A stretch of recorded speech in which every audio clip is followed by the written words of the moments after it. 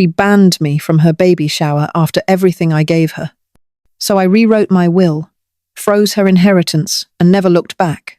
This isn't revenge. It's what happens when the woman you erased decides to hold the pen. What happened next will shock you. But before we continue, hit that subscribe button for more stories like this. It started with a photo. The kind that looks innocent to anyone else but hits you like a slap when you know exactly what's missing. I was sitting at the kitchen table. Same spot where I've folded laundry and paid bills and cooled casseroles for the last 20 years, when I opened Facebook, and there it was, bright as a spring morning and twice as bitter. A balloon arch in pastel blues and creams, a cake shaped like a bassinet, smiles stretched too wide under strings of paper clouds.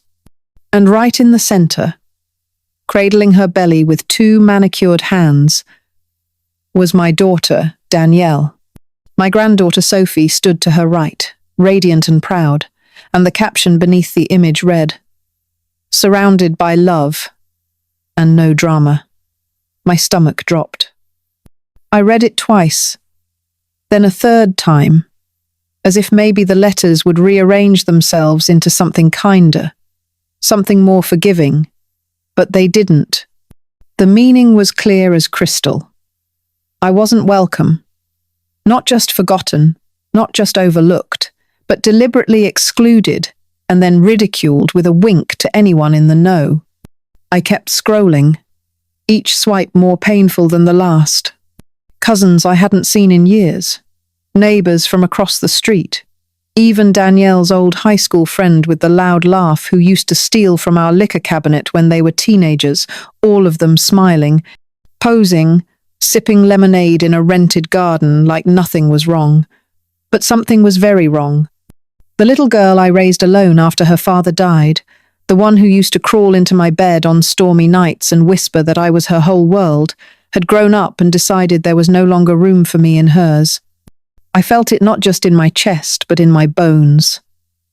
Like a long, slow bruise spreading beneath the surface. There was no invitation in the mail, no call, no text, not even a lie about limited seating or too many RSVPs. Just silence, followed by spectacle.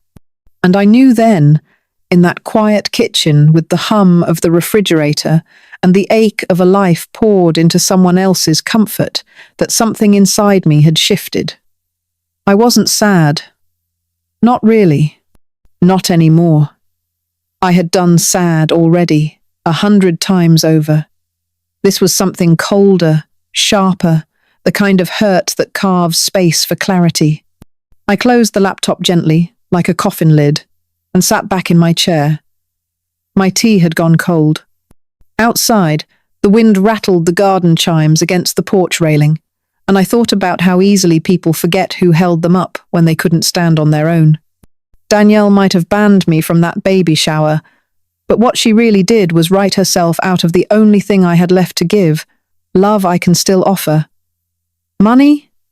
That has conditions. I raised Danielle with hands that were always full, and a heart that never asked for repayment, not once, not even when the bills stacked higher than the groceries, or when sleep came in 2-hour shifts after her father died. She was only 6 when I became everything to her, not just mother, but nurse, tutor, mechanic, and anchor. There were nights when she'd cry until her nose bled, and I'd hold her until my arm went numb, whispering promises I had no idea how I'd keep. I sold my wedding ring that winter to fix the heater, and worked night shifts at the diner so she could stay in dance class because her teacher said she had something special. And I wanted so badly to believe that meant a life easier than mine. When Sophie came along, unexpected and too soon, I didn't flinch. I folded up my modest dream of retiring in the Carolinas and turned the guest room into a nursery. Diapers, daycare, sleepless nights. I did it all again. Gladly, because I believed that's what love was. When Danielle's boutique needed startup money, I dipped into the inheritance I hadn't touched, the one meant to scatter me someplace pretty when the time came, and I signed the check without hesitation. When the furnace broke in her new house, I paid the repairman before she even knew I'd been called. I was there for every scraped knee, every lost job, every heartbreak. I stood in her wedding photo with a corsage pinned to my chest and a loan in my purse. And yet, somehow, I became too much. Somewhere between the late-night calls and the last loan I was never repaid, Danielle stopped seeing me as the woman who made her life possible and started seeing me as the woman who made it inconvenient. I noticed it first in her tone, the clipped edge to her voice when I asked simple questions. Then in the cancelled visits, the short replies, the way she started calling me Marion instead of Mom when talking to others. Love had turned into expectation, and once I stopped giving without condition, I became unnecessary. She erased me so quietly I didn't realize it until I saw my absence framed in pastel blues on Facebook.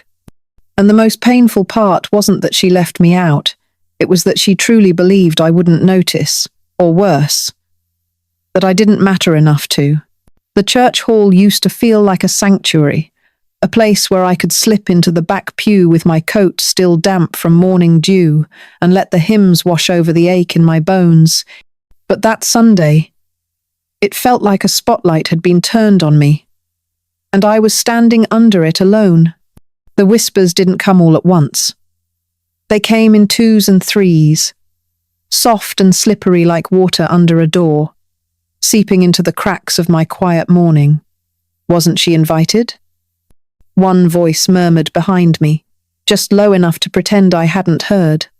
I heard she's difficult, said another, and then a pause, thick with implication, as if that was all the explanation anyone needed.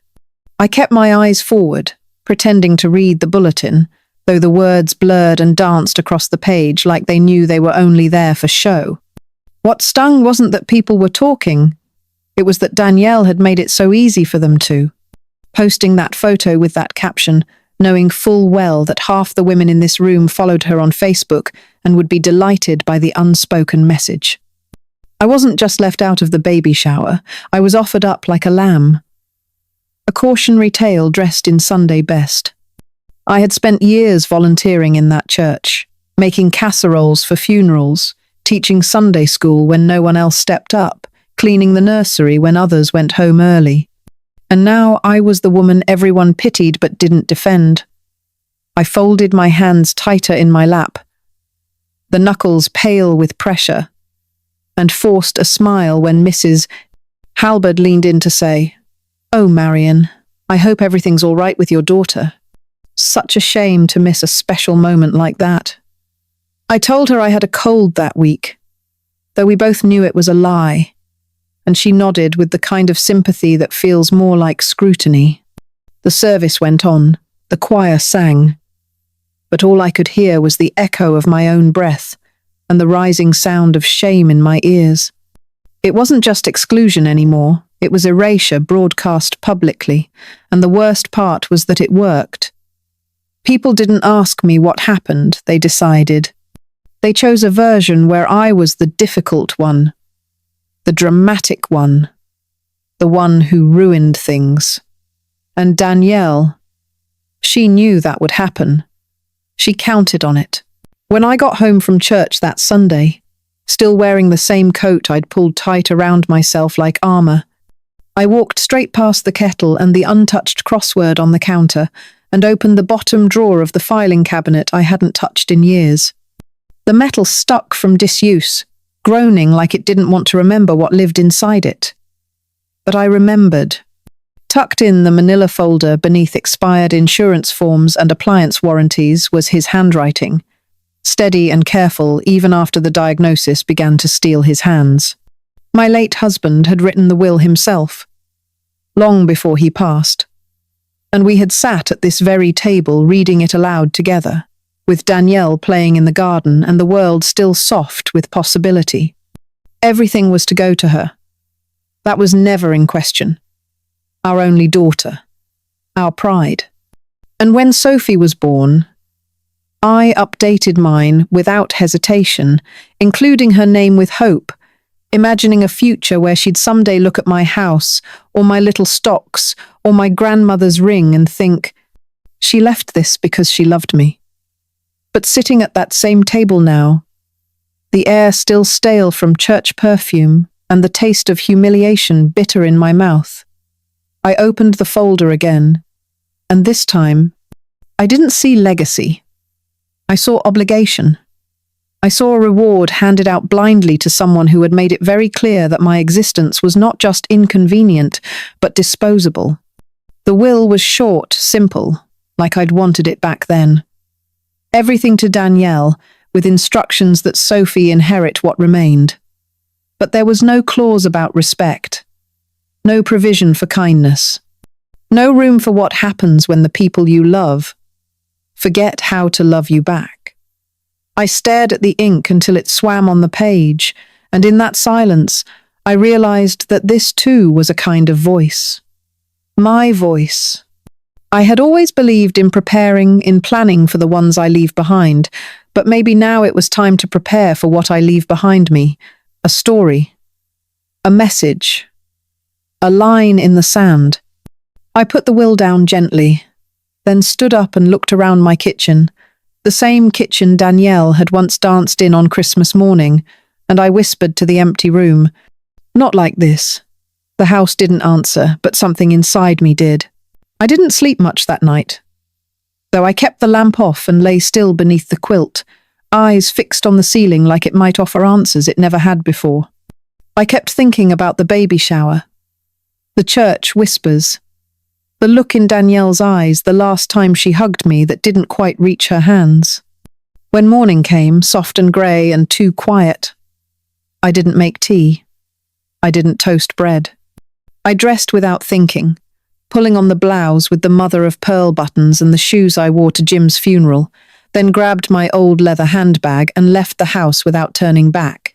The lawyer's office smelled like old carpet and copy paper, and the receptionist gave me the polite nod reserved for women of a certain age, the kind who usually come in to settle someone else's affairs. But this time I was here to settle my own. Mr. Halpern looked surprised to see me without an appointment, but he didn't question it. I sat across from his tidy desk, folded my hands in my lap and said, "I need to rewrite my will." His pen paused mid-air, and for a moment he waited, like I might explain why, but when I didn't, he simply nodded and pulled a fresh form from his drawer.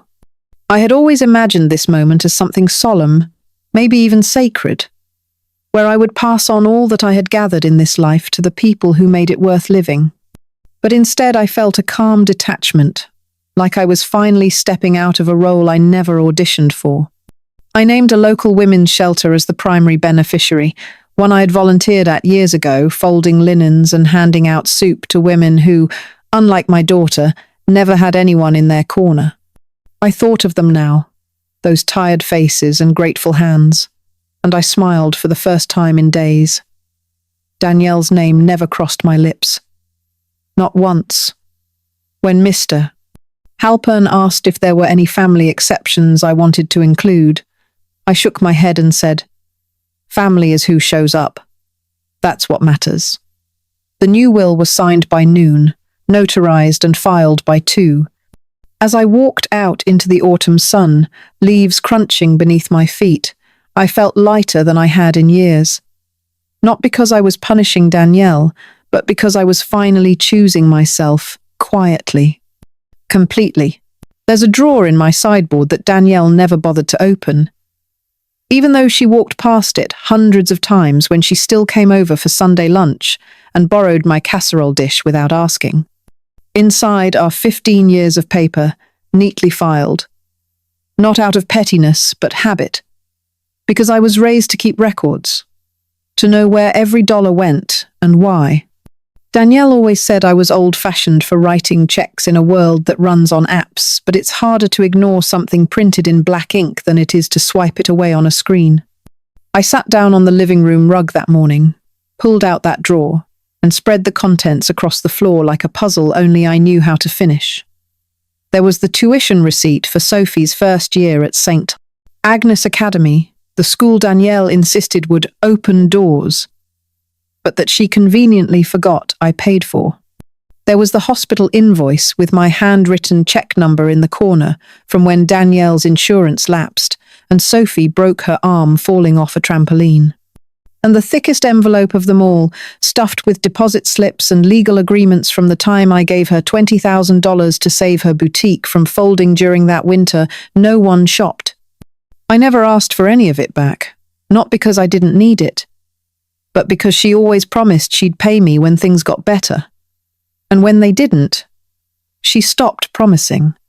I had never planned to use any of this, never waved it in her face during arguments, never held it over her head when she started cancelling our dinners or skipping my birthday. But now, seeing how easily she could pretend I didn't exist, I realized that the money I gave her wasn't a gift. It was fuel. I had built the very foundation she now used to stand above me. But paper has weight, and I intended to remind her what it carried. I stacked the documents in order, labeled them clearly, and tucked them into a new folder marked personal. Not because I was going to throw it at her. Number. That would be too easy. I just wanted it ready for the day she came calling again, expecting more. And when she did, I would hand it to her without a word. A lifetime of generosity bound in manila, and let her feel the cost of pretending I was never there. The text came in on a Thursday afternoon, tucked between a weather alert and a pharmacy reminder, as casual as a grocery list, but with the weight of a loaded question hidden behind its smiley face. Hey Mom, do you think you could help with some baby stuff? Like you did when Sophie was born? No apology. No acknowledgement of the shower, or the silence that followed. Just a familiar tug on the same old string she had pulled for decades, the one labelled obligation, the one she assumed would always be attached to something warm and giving on the other end. I stared at it for a long while, not because I didn't know what to say, but because I knew exactly. There was a time when I would have jumped into the car, driven to the nearest store, and bought everything she didn't even know she needed yet, from crib mattresses to diaper pails, just to feel included, just to feel needed. But that part of me had gone quiet, and what remained was someone who had been pushed aside one too many times and had finally chosen not to call it love. I typed the words slowly, without bitterness, without punctuation beyond a single full stop. I'm no longer in a position to contribute. I read it twice before sending. Not because I doubted the truth of it, but because it felt strange to be so direct. It was not a lie. It was not even about money. It was about the fact that I could no longer contribute to a fantasy where I didn't mind being invisible until she needed something. I didn't offer an explanation. I didn't follow up. I set the phone down and went out to my garden, where the lavender was just beginning to bloom, its scent soft but insistent, like a reminder that life continues even after something has been severed. The reply never came. Not that day, not the next. But I knew she had read it. The silence hung in the air like a broken string on a violin, a final note that would never be played again. And for the first time in a long while, I didn't rush to mend it. I let it hang. I let her feel the weight of it. Because sometimes the most powerful answer is the one that doesn't beg to be understood, only heard. And she heard me, loud and clear. The house in Willow Creek had been in my family for 3 generations. A modest little thing with creaky floorboards and peeling shutters. But it sat on good land, and when the sun hit the porch just right, it looked like something out of a postcard from a gentler time. I inherited it when my parents passed, and though I never moved in, I kept it in my name, fixed the roof when it sagged, paid the taxes without fail, and planted wildflowers in the spring so it wouldn't feel abandoned. Years ago, when Sophie was still in braces and spent summers playing in its overgrown backyard, I rewrote the deed and named her as the future heir. It felt right, like a passing of the torch. She had always loved the place, And I wanted her to have something with roots, something steady. But even then, I wasn't naive. I'd watched families tear themselves apart over land and legacy, and I insisted on including a clause simple, unassuming, buried in legal phrasing that the transfer of ownership would only activate if Danielle and I remained in good standing. At the time, my lawyer asked if I was sure. I was. Families change, I said. I need something that doesn't. Now, standing in my study, with the deed in my hand and the words "good standing" underlined twice, I saw not a relic of hope, but a line drawn in concrete. Danielle had crossed it without hesitation, and by doing so, had taken Sophie with her. I didn't want to hurt my granddaughter. Truly I didn't. But this wasn't about punishment. It was about truth. And the truth was, I no longer owed anyone anything who couldn't see me as more than a purse with a heartbeat. I folded the papers back into their envelope, sealed them with slow fingers, and placed them in the fireproof box under my bed. The house would go back into the estate. The clause had done its job. It had turned from a safeguard into a sword, not by my hand, but by Danielle's. And perhaps one day Sophie would understand that legacies are not given, they are protected, and protection requires boundaries. She had not protected me. Not with her silence, not with her presence at that shower, not with her absence from my doorstep. The house would stand without her, just as I would. The letter went out on a Tuesday, printed on heavy cream paper with my lawyer's gold-stamped emblem at the top, the kind of stationery that feels final even before you read the words. It was carefully worded, all legal phrasing and neutral tone, but the message rang loud beneath the language. Any shared inheritance, pending property rights, or financial interests tied to my estate were officially frozen. Indefinitely. I had asked for clarity, not cruelty, and Mr. Halpern delivered it with precision. It wasn't revenge. It was a correction, a realignment of expectations. Danielle received the letter by certified mail 2 days later. I know this because she called me within the hour, her name flashing on my screen like a fire alarm I had no intention of answering. I let it ring, then ring again, then watched it go silent. The next call came 3 minutes later, then 5 more in the next hour. I didn't answer a single one. I sat on my porch with a cup of chamomile and listened to the wind move through the wind chimes, the same ones Danielle once bought me for Mother's Day, back when love didn't have strings attached. I let the phone buzz on the table beside me, ignored the shrill chirp of her frustration, and waited until the sun started to dip behind the neighbor's oak tree before picking it up. I didn't call her back. I didn't text. I left a voicemail. Just one. My voice was steady, low, free of heat. "I've already raised my children, Danielle," I said. "I won't raise another entitled adult." And then I hung up. No explanation, no defense, just the truth, plain as bone. For years, I had been her safety net, the silent support behind every leap, every mistake, every failure she dressed up as growth. But I wasn't a safety net. I was a person, a mother, a woman with limits. And she had found them. She had trampled over them, and still expected me to cheer. That letter was not a punishment. It was a boundary set in ink. She had crossed so many others, drawn in kindness and trust. This one, she would not. I poured another cup of tea, watched the sky turn gold, and felt something like peace settle in my chest. Sometimes, the only thing more powerful than saying no is meaning it. And I did. Completely. The garden club met every second Saturday, a routine I'd clung to even when my knees ached and my hands felt stiff before noon. Not for the tulips or the soil, but for the quiet company of women who knew how to let silence sit between sentences without making it uncomfortable.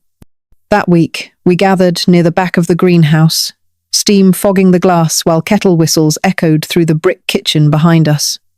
I sat with a teacup nestled in both palms, the steam curling up like smoke signals from a place I had finally left behind.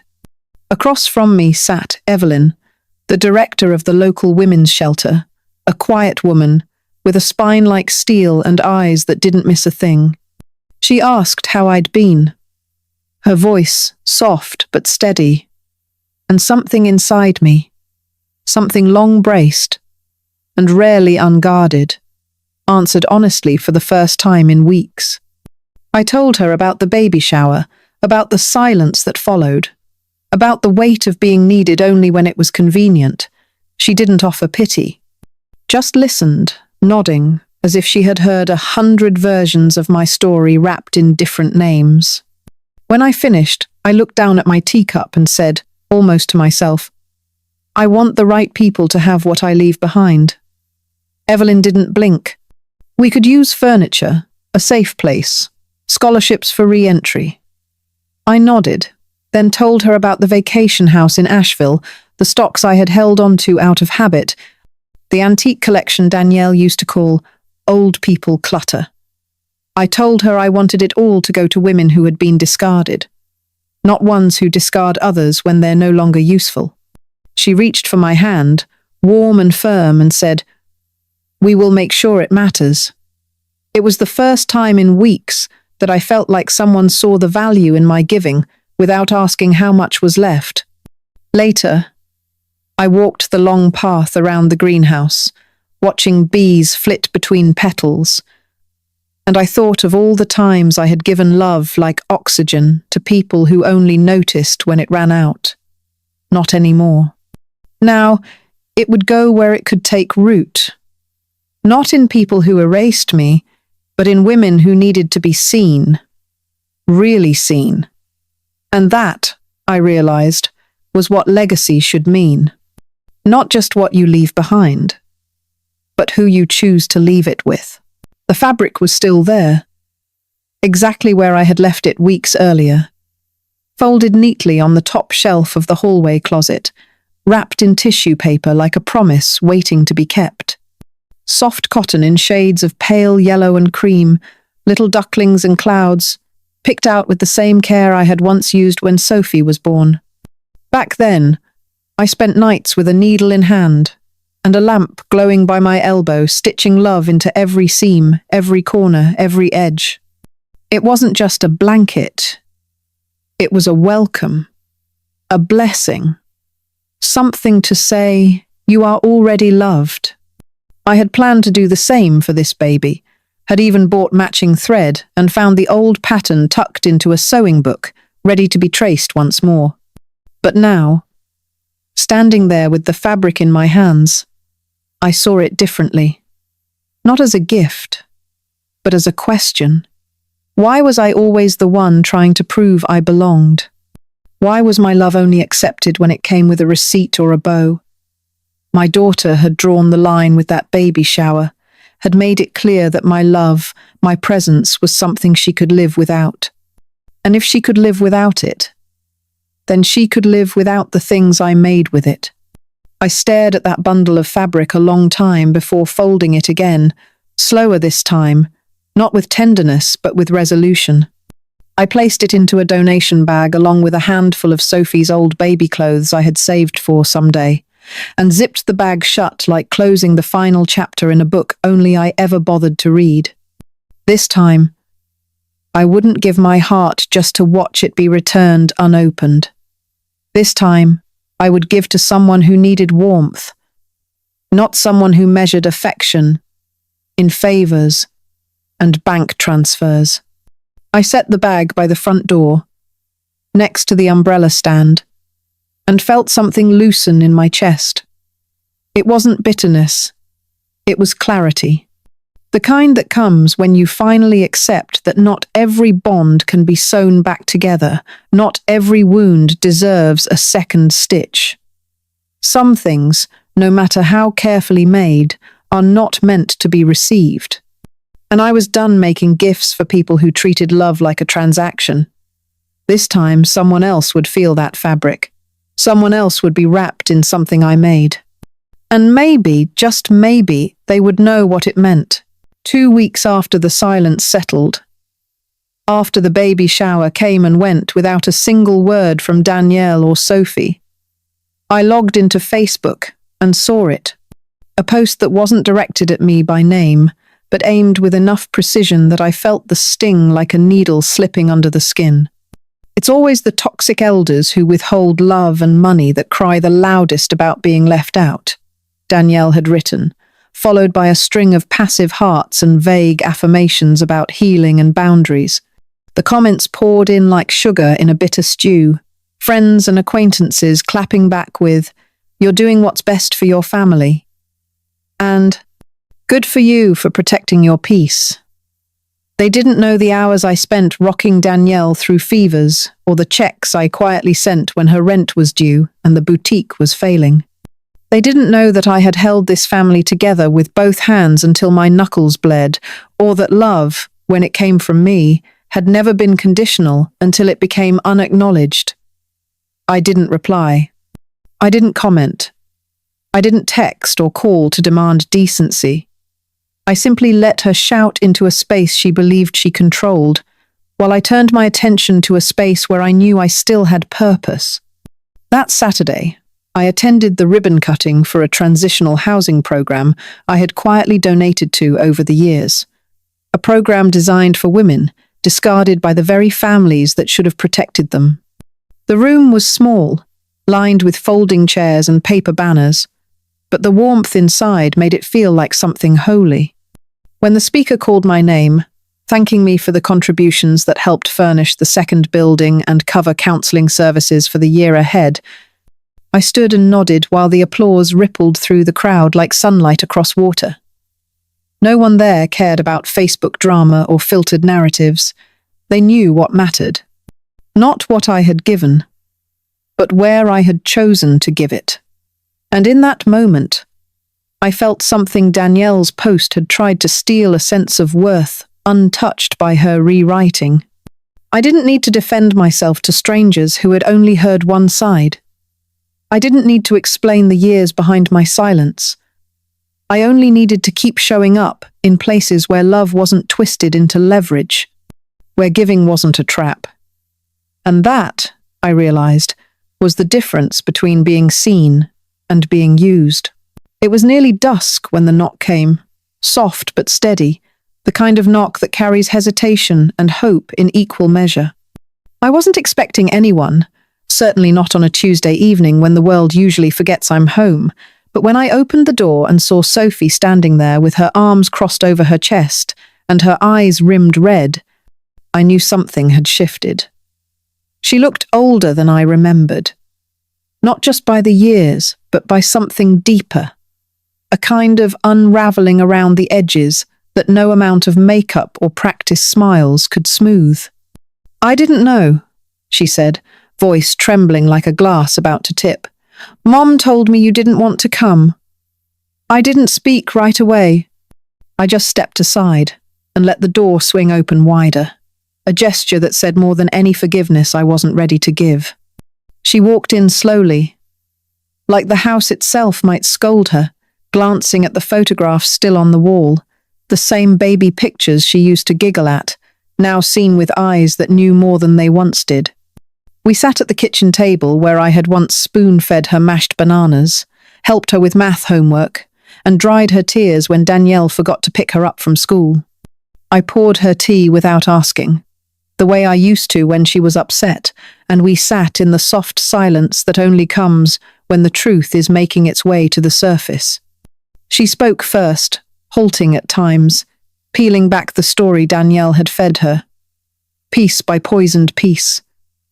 The shower, the voicemail, the Facebook post. All of it spun into a version of events where I was the villain who walked away. But now, standing in my home, surrounded by the steady hum of a life that had never stopped making space for her, she saw what had really happened. "You raised me," she whispered, and I nodded, not with pride but with the ache of someone who had waited too long for that sentence to be spoken aloud. I should have come sooner, she added. I didn't say, yes, you should have. I didn't need to. The look on her face said it all. For the first time in years, we talked, really talked, until the tea went cold and the porch light flickered on. And for the first time in years, I saw her not just as my granddaughter, but as the woman she might still become if she let the truth guide her. The following Monday, I returned to Mr.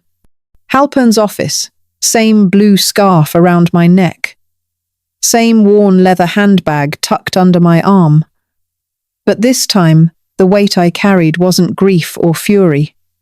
It was something quieter, more deliberate.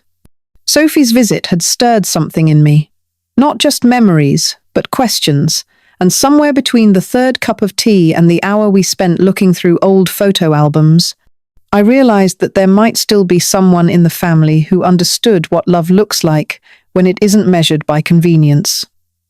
I told Mr. Halpern I needed to revise the will again. Not out of spite, not because I had changed my mind about giving to the shelter, but because I had changed my mind about what hope looked like. The shelter still stood at the heart of my legacy, a place where women like me, forgotten or ignored or used until empty, could find something resembling safety. But now, Sophie's name would appear too, written in with care, but with clarity. She would inherit part of the estate if she stayed in touch, if she maintained a real relationship, not out of obligation, but out of respect. I wasn't asking her to grovel or prove herself through favors. I was simply making it clear that love, like any garden worth tending, required presence, not just roots. Mr. Halpern looked at me thoughtfully when I said it, then adjusted his glasses and started the paperwork. I watched him write, each word feeling like a brick placed back into a home I had once believed collapsed. This wasn't about punishment anymore. Danielle's absence no longer burned the way it used to. I had stopped waiting for the apology that would never come, stopped replaying the party I hadn't been invited to.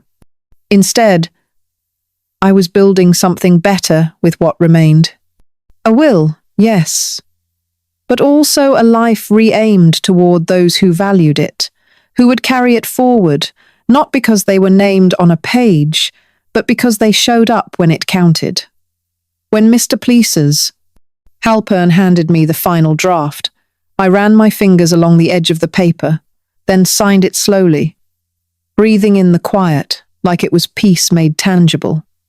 Sophie might become a part of my future. The shelter certainly would. And me? I was done giving to those who only showed up for the harvest. From now on, I would plant my seeds where they could bloom. The baby turned 1 last week, and I only knew because the town newspaper ran a small feature on community events, and there it was, a glossy photo of a backyard party strung with pastel banners and frosted cupcakes lined up like soldiers. Danielle stood in the center, holding the child, her smile as bright and fixed as the sunflowers planted behind her. I stared at it for a moment, not with longing, not with ache, but with the kind of quiet detachment you feel when passing a house you once lived in and no longer recognize. There had been a time when that photo would have gutted me, when I would have folded the page into my lap and wondered what I could have done differently to still be standing beside her. But now, I turned the page without hesitation, set the paper aside, and walked into my garden, where the hydrangeas were finally in full bloom, bursting with color in a season I once thought I wouldn't survive. The new shelter wing was finished last month, my name etched into the stone near the entrance in letters both modest and permanent. I visit sometimes, bringing donated linens and jars of homemade jam, and the women there call me Miss Marion with the kind of warmth that reminds me love doesn't always have to come from blood. Danielle will never see a dime of what I built. Not out of vengeance, but because there comes a point when silence stops being survival and becomes a choice. A line was drawn, not by my hand, but by hers, in every unanswered call, in every public exclusion, in every moment she reduced motherhood to transaction and memory to inconvenience. Some people write you out of their lives before you even lift a pen, and when that happens, you have two choices: beg to be let back in, or build something better. I chose the latter. I chose to grow again. The baby, I'm sure, is beautiful. Maybe she will grow up one day and ask about the woman in the photos who is never in the frame. And maybe, if Sophie has held on to any of what I gave her, she'll tell the truth. Or maybe not. That part no longer belongs to me. I missed the baby shower. I missed the birthday. But I didn't miss my own life. And for that, I have no regrets, only peace.